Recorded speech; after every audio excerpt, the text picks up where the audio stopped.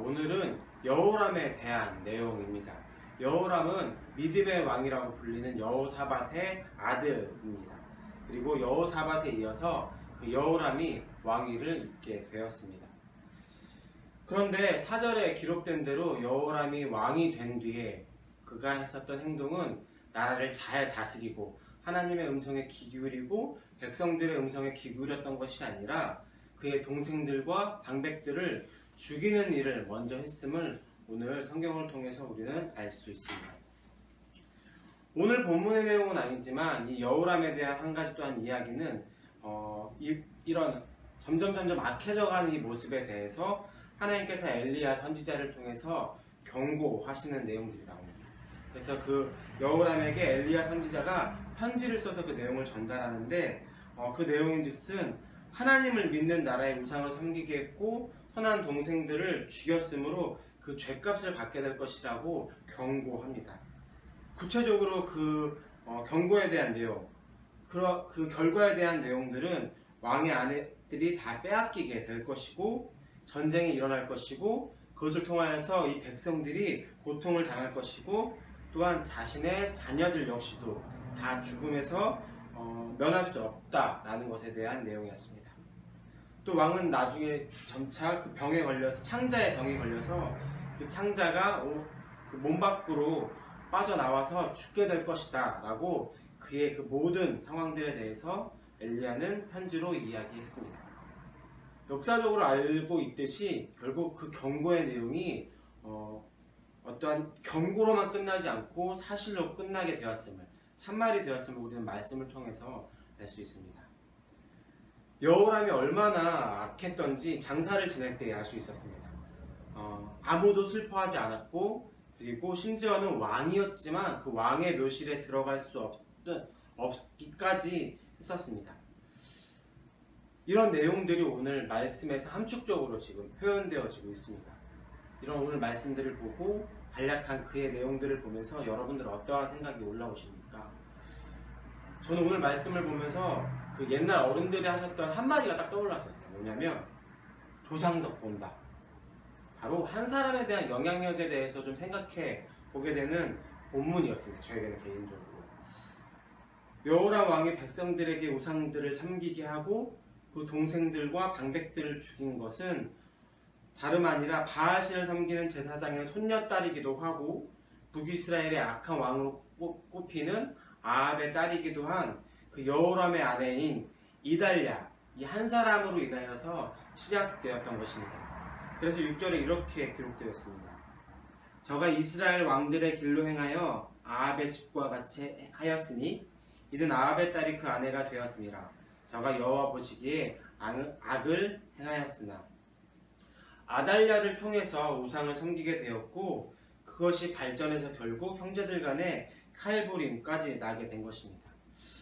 어떠한 성경의 학자들은 이것이 그 이방을 섬기는 아달랴와 하나님을 섬기는 그 형제들 간의 갈등으로 인하여서 벌어진 사건으로 보는 시각도 있다라고 합니다. 어찌 되었든 간에 그렇게 잔혹한 일까지 벌어지게 되었는데 오늘 7절에 보니 이렇게 기록되어 있습니다. 여호와께서 다윗의 집을 멸하기를 즐겨하지 아니하셨음은 이전에 다윗으로 더불어 언약을 세우시고 또 다윗과 그 자손들에게 항상 등불을 주겠다고 호하셨음이더라 라고 기록되어 있습니다.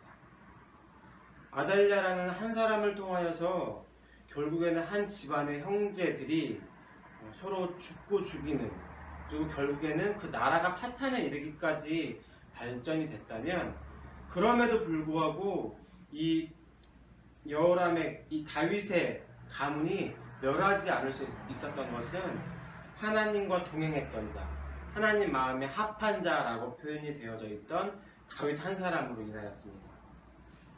아담 한 사람 때문에 한 사람으로 인하여서 하나님 앞에서 죄를 지었으므로 그로 인하여서 우리 인류가 죄인이 되었던 것도 한 사람이었습니다.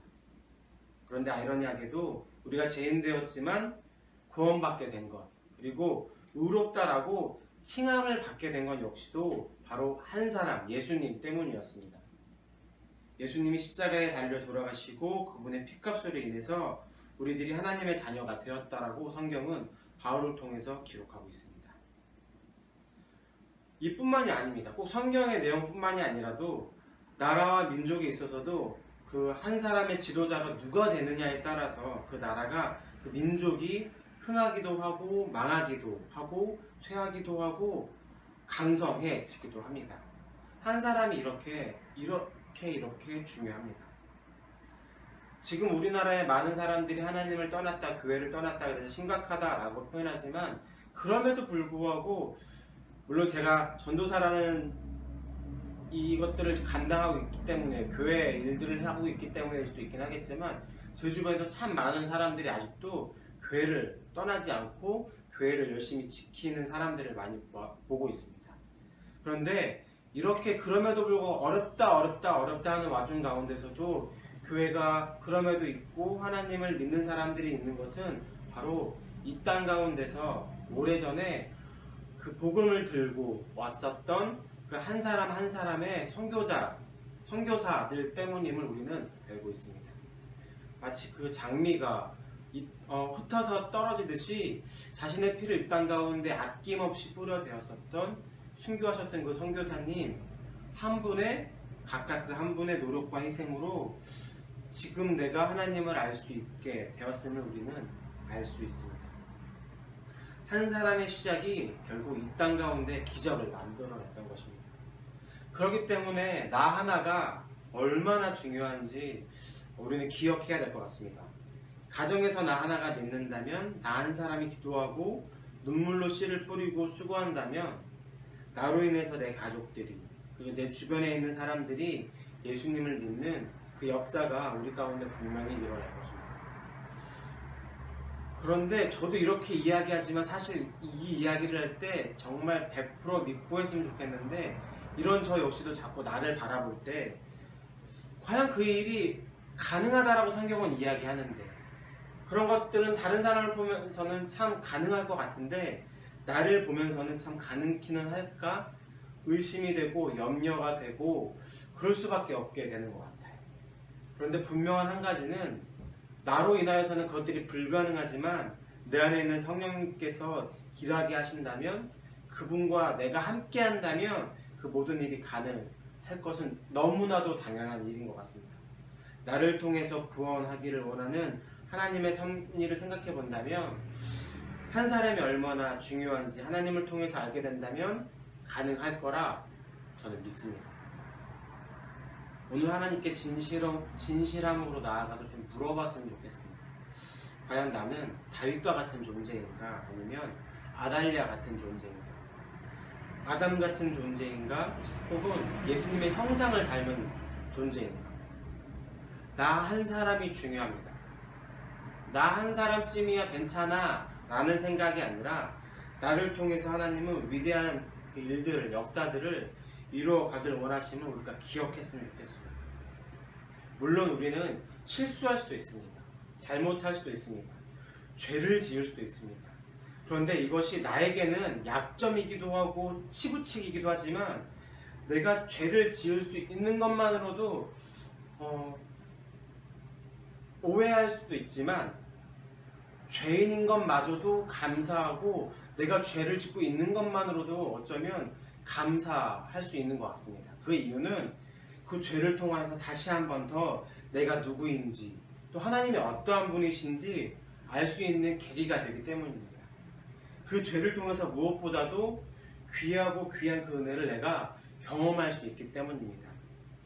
하나님의 앞에서 내가 부끄럽지만 죄인인 것조차도 내가 하나님과 함께라면 이렇게 감사할 수밖에 없고 그것 역시도 은혜가 될 수 있음을 우리가 기억해야 될 것 같습니다.